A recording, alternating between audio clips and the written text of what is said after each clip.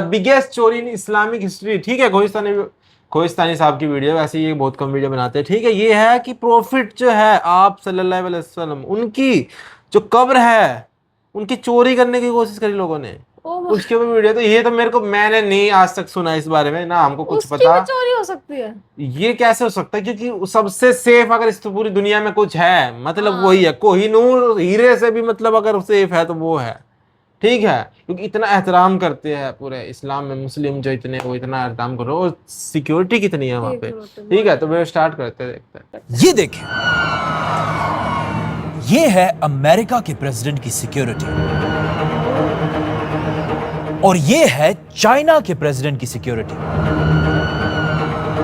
ये तो सिर्फ आम प्रेसिडेंट्स हैं, आज है और कल नहीं होंगे, और इनकी सिक्योरिटी ऐसी है तो सोचे इंसानों की तारीख के सबसे इन्फ्लुएंशियल आदमी बिल्कुल की सिक्योरिटी कैसी होगी। बिल्कुल बिल्कुल। मदीना में रसूलुल्लाह सल्लल्लाहु अलैहि वसल्लम का रोजा बोलते हैं,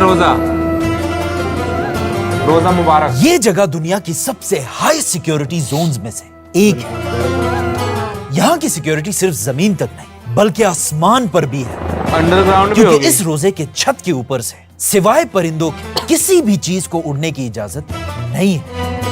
एरोप्लेन भी नहीं उड़ मदीना सकता। की सिक्योरिटी का कंट्रोल हाँ। पूरी अरब दुनिया का सबसे मक्का बड़ा के ऊपर से भी कंट्रोल एरोप्लेन नहीं उड़ सकता। और हर दिन हजारों फौजी 200 गेट्स पर खड़े होकर आप सल्लल्लाहु अलैहि वसल्लम के रोजे की हिफाजत करते हैं। पर वेट, ये सिर्फ जमीन की ऊपर की सिक्योरिटी है, लेकिन अगर जमीन के नीचे से भी कोई आप सल्लल्लाहु अलैहि वसल्लम के रोजे तक पहुंचने की कोशिश करे तो ऐसा करना इम्पॉसिबल है, क्योंकि सऊदी आर्मी ने जमीन के नीचे हर तरफ साइज्मिक रेडार्स लगाए हैं। मतलब अगर मदीना की जमीन के नीचे कोई भी चीज थोड़ी सी भी हिली तो उसकी खबर सीधा सऊदी फौज तक पहुंचेगी, और फिर कुछ ही देर में पूरे सऊदी में इमरजेंसी लग जाएगी। लेकिन ये सब तो सिर्फ आज की सिक्योरिटी है, लेकिन ऐसा हमेशा से नहीं था, बल्कि कहा जाता है आज से 1000 साल पहले दो लोग ऐसे थे जिन्होंने आप सल्लल्लाहु अलैहि वसल्लम के रोजे के अंदर घुसने की कोशिश की थी, और ऐसा करने के लिए उन्होंने एक बहुत ही खतरनाक प्लान बनाया था। और ये सारी कहानी एक पुराने जमाने की किताब में लिखी हुई है, जो मेरे पास यहां पर कई पड़ी भी हुई थी। एक मिनट, क्लासिक। ये है आज से 500 साल पुरानी अल समूदी की किताब, और इसी किताब में उन्होंने ये पूरी कहानी डिटेल से लिखी है। लेट्स सी इस किताब में क्या है। ये किताब लिखने वाला अल समूदी कहता है कि मैंने सुना है कि आज से बहुत साल पहले जब मुसलमानों की सबसे बड़ी एम्पायर अब्बासी खिलाफत छोटे छोटे हिस्सों में टूट चुकी थी, और छोटे छोटे टुकड़ों में बंटने की वजह से हर तरफ मुसलमान आपस में ही लड़ रहे थे, यहां तक कि फलस्तीन भी मुसलमानों के हाथों से निकल चुका था। एग्जैक्ट इसी टाइम जब पिछले 500 साल में पहली बार मुसलमान कमजोर हो चुके थे, स्पेन के एक छोटे से गांव में 2 क्रिश्चियंस ने एक बहुत ही खतरनाक प्लान बनाया। एक ऐसा प्लान जिसका अब तक मुसलमानों के किसी दुश्मन ने भी नहीं सोचा था। मदीना में आप सल्लल्लाहु अलैहि वसल्लम के रोजे के अंदर घुस के आप सल्लल्लाहु अलैहि वसल्लम के जिस्म मुबारक को अपने साथ ले जाना। लेकिन ऐसा करना कोई आसान काम नहीं था, इसीलिए सबसे पहले इन दोनों ने अपना भेष बिल्कुल बदल दिया। मुसलमानों की तरह दाढ़ी रखी और मुसलमानों की तरह कपड़े पहनकर ये दोनों मदीना की तरफ रवाना हुए। जैसे ये दोनों मदीना पहुंचे, इनकी लंबी लंबी दाढ़ी और कपड़ों को देखकर मदीना वालों को लगा कि ये तो बहुत नेक लोग हैं, और इन दोनों ने मुसलमान होने की इतनी अच्छी एक्टिंग की कि इन्हें मदीना में रसूलुल्लाह सल्लल्लाहु अलैहि वसल्लम के रोजे के बिल्कुल पास ही एक घर मिला, और ये दोनों यहां रहने लगे।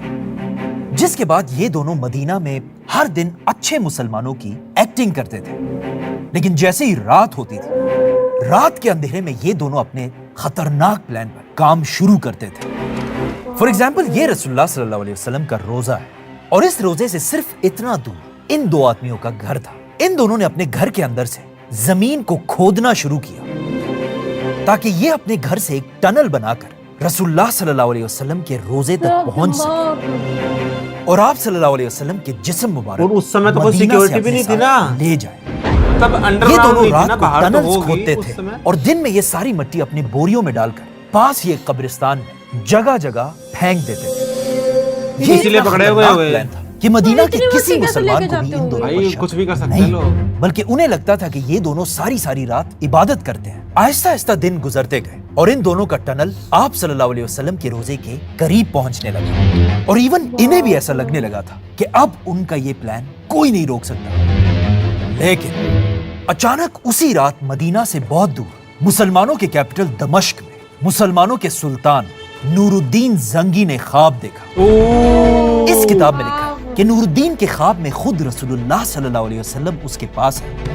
اور آپ صلی اللہ علیہ وسلم نے نور الدین زنگی کو ان دونوں کے خطرناک پلان کے بارے میں بتایا، اور اس میں لکھا ہے کہ آپ صلی اللہ علیہ وسلم نے نور الدین سے کہا، اے نور الدین، مجھے ان دو غنڈوں سے بچاؤ۔ نور الدین یہ دیکھ کر بہت حیران ہوا اور اچانک نیند سے اٹھ گیا، لیکن اسے لگا یہ بس ایک خواب ہے اور وہ اسے بس اگنور کر کے سو گیا۔ لیکن سوتے ہی اسی رات نور الدین نے یہی خواب دوبارہ دیکھا، بلکہ آپ صلی اللہ علیہ وسلم نے نور الدین کو ان دو آدمیوں کے چہرے بھی دکھائے۔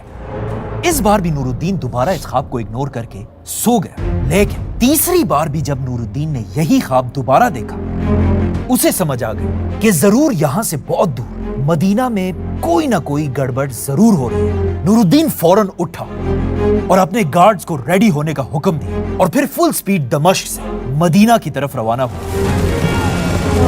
جیسے ہی نور الدین مدینہ پہنچا، وہاں سب بادشاہ نور الدین کو دیکھنے کے لیے جمع ہوئے، اور نور الدین نے اعلان کیا کہ میری طرف سے پورے مدینہ کے لیے کھانے کی ایک بہت بڑی دعوت ہے، آج رات کھانے کا انتظام کیا جائے۔ اور نور الدین نے حکم دی کہ اس دعوت میں مدینہ کے ہر آدمی کا آنا لازمی ہے، جس کے بعد مدینہ میں ایک بہت بڑا دسترخوان بچھایا ارے گیا بھائی، اور مدینہ کا ہر آدمی یہاں کھانا کھانے آج تو ویڈیو کے اندر گھس جب گئے۔ مدینہ کے سارے لوگ جمع ہوئے، نور الدین ایک ایک کو گفٹس دینے لگا اور غور سے ہر ایک کے چہرے کو دیکھنے لگا، لیکن بہت ڈھونڈنے کے بعد بھی نور الدین کو وہ دو لوگ نظر نہیں آئے جنہیں نور الدین نے اپنے خواب میں دیکھا تھا۔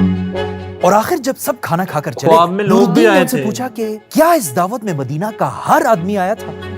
لوگوں نے کہا ہاں، سب آئے تھے سوائے دو لوگوں کے، کیونکہ وہ دو لوگ ہر ٹائم عبادت میں بزی ہوتے ہیں، اور اسپیشلی رات کو تو یہ دو کچھ زیادہ ہی عبادت کرتے ہیں اور ہر وقت اپنے گھر میں ہی رہتے ہیں۔ یہ سنتے ہی نور الدین کو سمجھ آ گئی اور وہ سیدھا مدینہ میں ان دونوں کے گھر پہنچا، اور جیسے ہی نور الدین نے انہیں دیکھا، نور الدین حیران رہ گئے، کیونکہ یہ وہی دو لوگ تھے جنہیں نور الدین نے اپنے خواب میں دیکھا تھا۔ نور الدین فوراً ان دونوں کے گھر کے اندر پہنچا اور اس گھر کے اندر ہر ایک چیز کو چیک کرنے لگا، اور آخر جب اس نے زمین سے ایک کارپٹ اٹھایا، یہاں اسے اس گھر کے اندر وہ ٹنل ملا۔ نور الدین اس ٹنل کے اندر گیا اور دیکھا کہ یہ دو واقعی میں آپ صلی اللہ علیہ وسلم کے روزے کے بالکل قریب پہنچ چکے تھے۔ یہ دیکھ کر نور الدین ان دونوں کو گھسیٹ کر سب کے سامنے مدینہ کے بازار لے کر آیا، اور پھر مدینہ کے لوگوں کو جمع کر کے ان دونوں کو پھانسی کی سزا دے دی گئی، تاکہ پھانسی؟ آئندہ کوئی ایسا کرنے کا سوچ بھی نہ سکے۔ پھانسی۔ اور اس طرح آج سے 800 سال پہلے نور الدین نے رسول اللہ صلی اللہ علیہ وسلم کو بچا لیا۔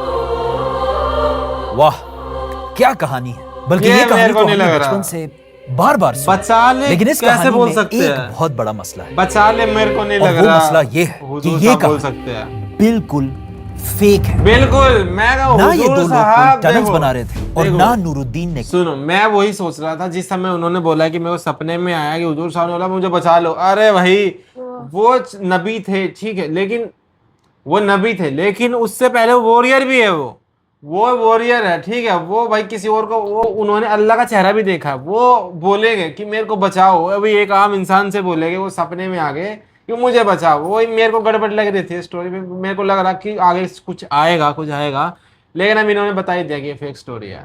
وہی کہ میں کہوں حضور بولے گے میرے کو بچاؤ، ایسا ہو ہی نہیں سکتا کبھی۔ کوئی خواب دیکھا تھا، اور مجھے پتا ہے اب آپ کہیں گے کہ ہمیں یہ کہانی سنانے کی کیا ضرورت ہے؟ سب دوبارہ وہ اس لیے کیونکہ ہم سب نے بچپن سے بہت ساری کہانیاں سنی ہیں، رشتہ داروں سے، بڑوں سے، انٹرنیٹ سے، جنہیں ہم آج تک بالکل صحیح سمجھتے ہیں، لیکن وہ ساری بالکل غلط کہانی بالکل اور اب تو اے آئی اور یوٹیوب کی وجہ سے ایسی ایسی کہانیاں بن رہی کہ ان شارٹ جو بھی یہ ویڈیو دیکھ رہا ہے آج کے دور میں ہر بات بہت ہی سوچ سمجھ کر اور ریسرچ کر کے ماننی ہے. اور میں تو کہتا ہوں کہ اگر کوئی بھی ایسا نہیں کرے گا اس کے ساتھ بھی وہی ہوگا. ایک منٹ کیا مطلب یہ کہانی جھوٹ ہے؟ آپ نے ابھی خود کہا ہے کہ یہ کہانی اس کتاب میں لکھی ہوئی ہے تو پھر یہ جھوٹ کیسے ہے؟ یہ بات صحیح ہے کہ یہ کہانی اس کتاب میں لکھی ہوئی ہے اور اس میں لکھا ہے کہ نور الدین نے یہ خواب دیکھا تھا. لیکن یہ کتاب خود نور الدین کے مرنے سے 300 سال بعد لکھی گئی ہے اور اس نے بھی اس کتاب میں صرف لکھا ہے کہ میں نے کسی سے سنا ہے. کس سے سنا ہے، کب سنا ہے، یہ نہیں بتایا. نور الدین کی زندگی پر لکھے جانے والی اصل کتاب یہ نہیں بلکہ یہ کتاب ہے امام ابن اسیر کی کتاب جس کے 10 والیومز ہیں اور یہ کتاب نور الدین کے مرنے کے صرف کچھ ہی سال بعد لکھی گئی اور اس میں نور الدین کی زندگی کی ہر چھوٹی سے چھوٹی بات لکھی ہے. وہ کیسے اٹھتا تھا، کیسے بیٹھتا تھا، نور الدین دکھتا کیسے تھا، بلکہ اس میں یہاں تک لکھا ہے کہ نور الدین کے پاس کبوتر کتنے تھے. لیکن اس پوری کتاب میں یہ ٹنل والی کہانی کہیں پر بھی نہیں لکھی. اگر یہ کہانی سچ ہوتی تو یہ بندہ نہ لکھتا. اچھا چلو یہ تو ٹھیک ہے، لیکن کیا آپ یہ کہہ رہے ہیں کہ رسول اللہ صلی اللہ علیہ وسلم کسی کے خواب میں آ کر مدد نہیں کر سکتے؟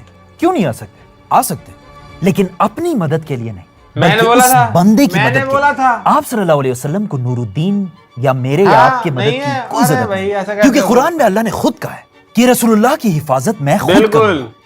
اور خود سوچو آپ صلی اللہ علیہ وسلم نے اپنی زندگی میں کتنی جنگیں، لیکن ایک بھی جنگ میں ان کا کوئی بھی دشمن انہیں زیادہ نقصان نہیں پہنچا پایا. مطلب آپ صلی اللہ علیہ وسلم جب دنیا میں تھے تب بھی اور دنیا سے جانے کے بعد بھی اللہ کے سوا کسی کی بھی ضرورت نہیں ہے. لیکن یار ایسے کیسے ہو سکتا ہے کہ یہ کہانی جھوٹ ہے؟ میں نے تو بڑے بڑے اسکالر سے یہ کہانی اپنے کانوں سے سنی ہے. وہ 2 یہودی جو حضور کے جسد اطہر کو نکالنے کے لیے آئے تھے. اس کا جواب تو صرف یہی ہو سکتا ہے کہ وہ بھی صرف انسان ہی تھے اور کسی بھی انسان سے غلطی ہو سکتی ہے. اور کیا پتا اگر آج یہ اسکالرز دنیا میں ہوتے تو وہ اس کہانی کے خلاف ان پروفز کو دیکھ کر اس کہانی کو بھی باقی کہانیوں کی طرح چھوڑ دیتے. ڈاکٹر اسرار احمد صاحب نے بتایا بہت ساری ایسے ہے جن پہ مطلب کہانی فیک بتا دی. فیک ہے وہ کہانی. میرے کو بھی لگ رہا تھا حضور صاحب مدد، جب یہ شبد آئے نا حضور صاحب مدد ہے ان پہ خطرہ کن پہ؟ جن کو سپنا آیا. نہیں فیک ہی ہو گئی. وہ جو 10 والیوم ہے نا ان میں نہیں ہے تو نہیں ہے، وہ بعد میں لکھی گئی ہے. اچھا بعد میں تو لوگ نا اپنی کتاب چلانے کے لیے کچھ بھی بول سکتے ہیں نا بھائی. 300 سال اور ایسی کہانیوں میں یقین ہو گیا ہمیں تو سن کے. یہ بھی جیسے کہ یہ والا جو واقعہ سنتے ہیں حضور صاحب کا کہ ایک عورت کوڑا پھینکتی تھی، وہ بھی میرے کو تو فیک ہی لگتا ہے کہ ایسا ہو نہیں سکتا کہ حضور صاحب کے اوپر کوئی کوڑا پھینکے. ایسا ہو نہیں سکتا چاہے عورت کیسی بھی ہو. میرے کو لگ رہا ہے کہ یہ بات بھی ریئل ہوگی. ٹھیک ہے، میرے کو فیک لگتی ہے یہ بات. اور بہت اچھی، جیسے کہ میں نے سٹارٹنگ میں بتایا کہ کوہ نور کی اتنی سیکیورٹی نہیں ہوگی جتنی حضور صاحب کو روزہ مبارک کی جو سیکیورٹی ہے وہ ہوگی. وہ بھی ایسی جو فیک چیزیں پھیلی ہوئی نا ان کے مطلب اچھا ہے کہ خوشتانی صاحب بتا رہے ہیں، ان کو نوٹس کروا رہے تو لوگوں کے من میں سے وہ نکلے وہ ساری باتیں. نہیں بتاتے تو ہم تو یقین مانتے نا. میں تو مطلب جب انہوں نے یہ فرسٹ ٹائم جب یہ بولا تھا نا کہ یہیں کہیں وہ کتاب پڑھی تھی جہاں پہ ریفرنس ہے تو میں سمجھ گیا بھائی کیا بول رہے ہیں کہ کتاب پڑھی تھی. اس کے بعد انہوں نے وہاں گئے لے کے آئے. مگر اگر کوئی مطلب ایسی کتاب ہے نا جو کہ اوتھینٹک کتاب ہے اس کو یہ بول ہی نہیں سکتے وہ کتاب پڑھی ہے. وہ اس کو ایسے بولا ارے یہیں کہیں پڑھی تھی وہ کتاب جہاں سے میں نے بتایا. ٹھیک ہے، اور وہ جب آیا کہ مجھے بچاؤ میں تو سمجھ گیا تو ہے کچھ گڑبڑ ہے. ٹھیک ہے، تو ملتا ہے نیکسٹ ویڈیو. لائک کر سبسکرائب کرے. بائے.